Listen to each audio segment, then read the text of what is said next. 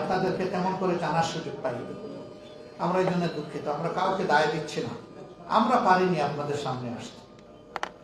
আমরা রাজনীতিবাদ যখন স্পিকার স্ট্যান্ডটা পাই, তখন আমাদের বক্তব্যের 3 ভাগের 2 ভাগ থাকে অন্যকে দোষারোপ এবং গালিগালাজ করা। আমি এটা থেকে আল্লাহর কাছে আশ্রয় চাই। আমার কি আছে আমি সেইটা নিয়ে হাজির হই, সেটাই ভালো। অন্যের মন্দ চর্চা আমার প্রয়োজন নাই, প্লিজ এখানে রেখে দেন। অন্যের মন্দ চর্চাটা আমার প্রয়োজন নেই, ওটা জনগণ দেখবে।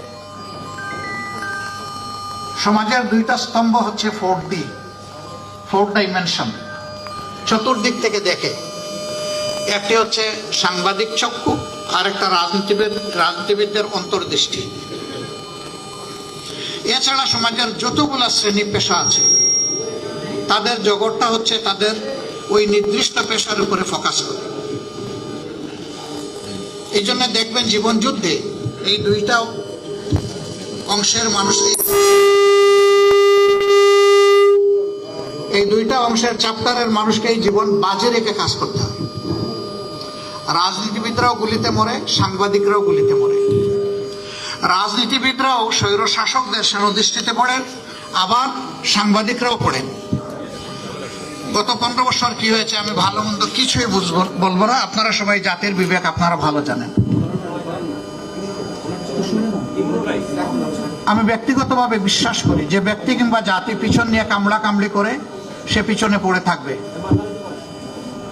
আর যারা চায় যে আমরা এগিয়ে যাই তাদেরকে ফরওয়ার্ড লুক করতে হবে, সামনে দেখতে হবে। এই জন্য আসুন পচা পিছনটাকে পিছনে ফেলে দেই, এটা নিয়ে আর চর্চা না করি। এখন জাতি হিসাবে ঐক্যবদ্ধভাবে সামনে কিভাবে আমরা আগাবো, আমরা সেই রোডম্যাপ তৈরি করি সবাই মিলে। এখানে জাতির সকল স্তম্ভের হাতগুলোকে জাতীয় স্বার্থে এক জায়গায় আসতেই হবে। এই জায়গায় কোনো বিভাজন চলবে না। একটা জাতি যখন ঐক্যবদ্ধ থাকে, গোটা বিশ্ব তাদেরকে সম্মান করতে বাধ্য হয়। আর জাতিটা যখন বিভক্ত হয়ে পড়ে, তখন তাদের মাথার উপর সবাই মাতব্বরি করে,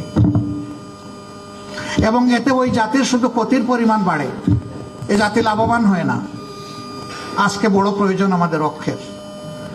আমরা অতীতে যদি বিভক্ত হয়েই থাকি দল ধর্মের ভিত্তিতে, ট্রাইবস এবং বিভিন্ন কাস্টের ভিত্তিতে, আমি বলবো যে এগুলো আমরা ভুলে যাই। আমরা বলতে চাচ্ছি আমাদের এই প্রিয় দেশে যারাই জন্মগ্রহণ করবে, তিনি যে ধর্মেরই হন, যে দলই সমর্থন করুন কিংবা নির্দলীয় হন, তিনি এর দেশের একজন গর্বিত মর্যাদাবান নাগরিক। এবং সকল নাগরিককে তার অধিকার সংবিধান এবং রাষ্ট্র যা দিয়েছে, করুণা হিসেবে নয়, তার অধিকার হিসাবে তাকে দিতে হবে। এই অধিকার প্রাপ্তির জন্য যোদ্ধা হচ্ছে রাজনীতিবিদরা, যোদ্ধা হচ্ছে কলম যোদ্ধা এবং বাক যোদ্ধারা। এই আপনারা আর আমরা মিলেই কিন্তু সমাজটাকে আমরা রাইট ডিরেকশনে নিব, এটা আমাদের দায়িত্ব। অনেকে অতীতে বিভিন্ন আন্দোলনের ব্যর্থতায় বলতো জনগণ নামে না কেন, জনগণ নামবে কেন? আমি কতটা নেমেছি তার উপর নির্ভর করবে আমার জনগণ কতটা নামবে। আগে তো দায়িত্ব আমাকে নিতে হবে। আমি যদি অসত্যকে প্রতিরোধ করতে চাই, শুধু ঘরে বসে আমাকে ফর্মুলা দিলে তো হবে না, আমাকে রাস্তায় নামতে হবে, রাস্তায় নেমে নেতৃত্ব দিতে হবে। এ বিশ্বে যতগুলা পরিবর্তন হয়েছে, ওই ব্যক্তিকে কেন্দ্র করেই পরিবর্তন হয়েছে। সেখানে একটা ম্যাগনেটিক ক্যারেক্টার থাকতে হবে, যিনি সবাইকে ধারণ করবেন, যিনি সবাইকে তার থেকে দূরে ঠেলে দেবেন না। সেই ম্যাগনেটিক ক্যারেক্টার আল্লাহ যাদের মাঝে দিয়েছেন, তাদের দ্বারাই সমাজের পরিবর্তন হয়।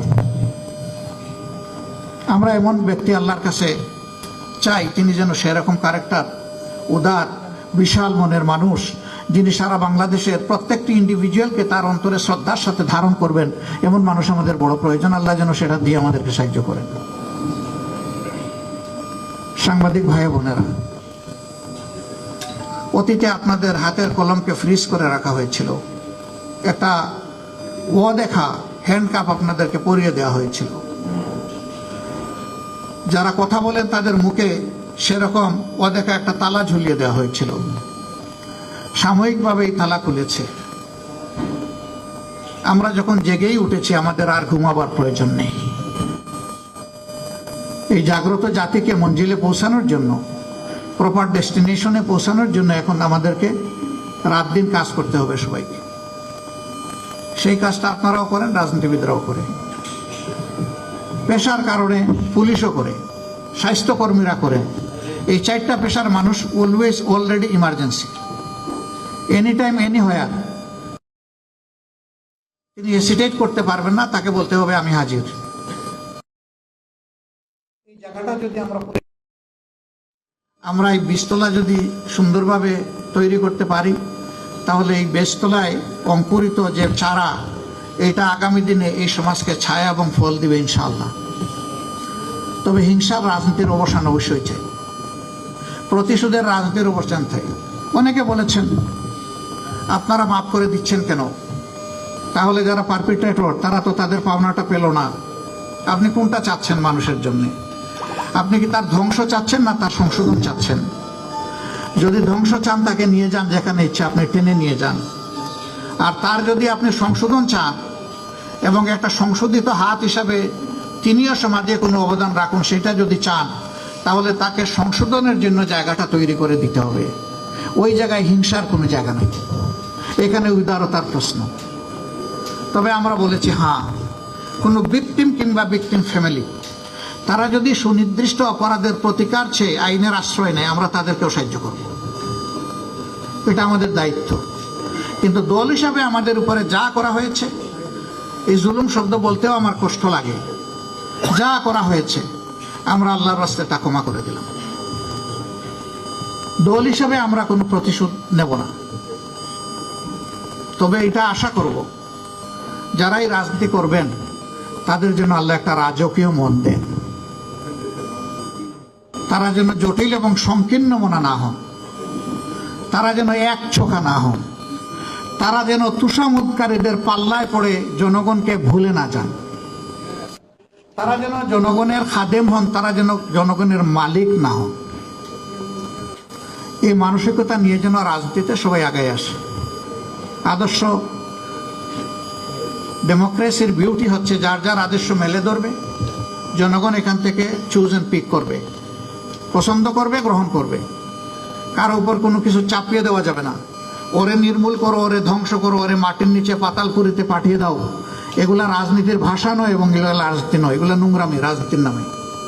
এগুলা বন্ধ হওয়া উচিত। তবে যদি সুনির্দিষ্ট বড় কোনো অভিযোগের কারণে কোনো দল, সংস্থা, সংগঠনের কোনো কিছু পাওনা হয়, সেটাও সে পাবে, কিন্তু সেটা আইন হাতে তুলে নয়, এটা আইনি প্রক্রিয়ার মাধ্যমে হতে হবে। আবার আইন সেটা মতলবী আইন হলে চলবে না, এটা অবশ্যই ট্রান্সপারেন্ট এবং ফেয়ার স্ট্যান্ডার্ডের উপর এটা হতে হবে। তাহলে জাস্টিস সেখানে এস্টাবলিশ হবে, ন্যায় বিচার যেখানে থাকে সমাজ সেখানে গর্বিত সমাজ হয়। আমরা ন্যায় বিচার ভিত্তিক একটা গর্বিত সমাজ গড়তে চাই। এক ভাই বলেছেন, সম্ভবত কি বাড়ির নামটা ওনার, হ্যাঁ, বাসির জামাত, উনি বলেছেন যে উনি খুব আনন্দিত যে জামাতের আমির এবং মহানগরের উত্তরের আমির দুইজনই বৃহত্তর সিলেটের মানুষ। আমার পরিচয় ভাই ভিন্ন। আমাকে লোকেরা জিজ্ঞাসা করে আপনার ঠিকানা কি, আমি বলি সাধারণ পরিবহন, সমগ্র বাংলাদেশ।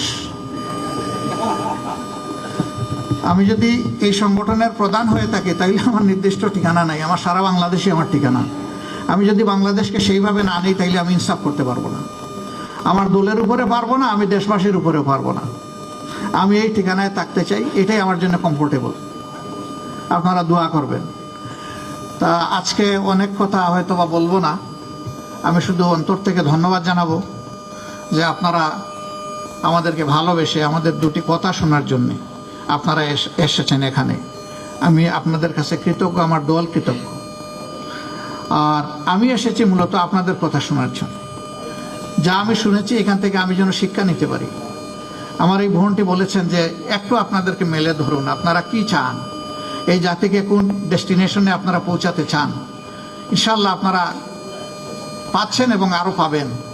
আমি শুধু এতটুকু বলবো যে শুধু আমাদেরকে নয়, যারাই এদেশে রাজনীতি করবেন তাদের সকলকে আপনারা খোলা মনে দেখবেন। খোলা মনে দেখলেই আপনারা সাদাকে সাদা হিসাবে পেয়ে যাবেন, কালোকে কালো হিসাবে পেয়ে যাবেন। অনেকে আমাদের নিয়ত নিয়ে প্রশ্ন তুলে, আমি হাসি। নিয়ত তো অন্তরের ব্যাপারও দেখে কেন, সে তো আমার পারফরমেন্স দেখবে, আমার পারফরমেন্স দেখে আমাকে সে বিচার করবে। আমরা বাংলায় একটা প্রবাদ জানি, বৃক্ষ তোমার পরিচয় কি? বৃক্ষ জবাব দিচ্ছে, ফলে আমার পরিচয়। তো ফলটা আমি দেখব, সে যেই হোক, যে দল হোক, ব্যক্তি হোক, নির্দলীয় হোক, হি হুয়েভার মে বি, আমি তাকে সেইভাবেই তার ফল দিয়ে, কাজের ফলাফল দিয়ে বিবেচনা করব। তো আপনারা আমাদের অন্তর সুন্দর হোক, আল্লাহর কাছে দোয়া করবেন, আর কাজ ভালো হোক, এই জন্য আমাদেরকে সমর্থন দিবেন। সবাইকে ধন্যবাদ। আসসালামু আলাইকুম রহমতুল্লাহ। আমি মত শুনেছি, বিনিময়টা আরেকদিন হবে ইনশাআল্লাহ। মতটা ভালো জ্বালা, আমি আসলে সরি, আরেকজন ইন্টারন্যাশনাল পার্সোনালিটির সাথে আমার দুটার সময় অন্য একটা ভেন্যুতে সময় দেওয়া। নোমানি ভাই সামনে আসেন, নোমান আহমেদ ভাই।